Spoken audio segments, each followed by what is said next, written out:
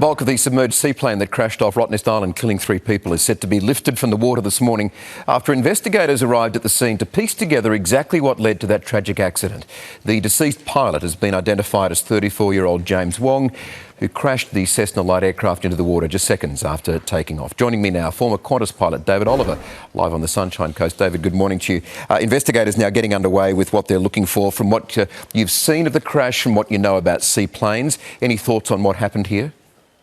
Good morning, Michael. Look, I don't think that there's anything that one can speculate that can be definitive reason for the crash. There's been some speculation that there was an aerodynamic stall, which is where the aircraft wings lose lift. But looking at the video, it seems to me that the aircraft began a gentle turn to the left and then descended slightly and the wing clipped the water. Now, that's not the characteristics you'd expect if the aircraft wings had lost their lift.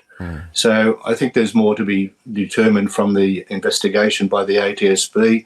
They should be able to calculate with reasonable accuracy the speed at which the aircraft became airborne, because they have some reference marks in the background from that island, the Rock Island.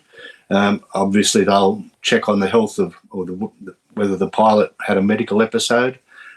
So it's all speculation at the moment, but to me there's nothing jumping out that says this is the definitive cause of the accident. No, I mean, high winds were forecast and in place at the time. A severe wind warning was in place. I wouldn't judge how this works, but I don't imagine taking off on water is easy, but it did seem to be a very long takeoff process. Do you have any insight into how that works with seaplanes?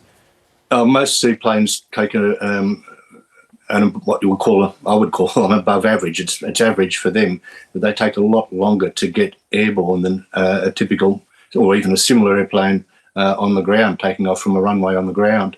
So it's not unusual to see seaplanes, travel for 800 metres, a kilometre even sometimes, to get airborne from the water. And the sea there is pretty choppy, so there would be a lot of drag on the floats of the aircraft, which would stop or hinder the acceleration needed to get to the takeoff safety speed. This is pretty tough conditions for a seaplane, I think. Yeah, it looks like it too. All right, David Oliver, thanks for your insight this morning.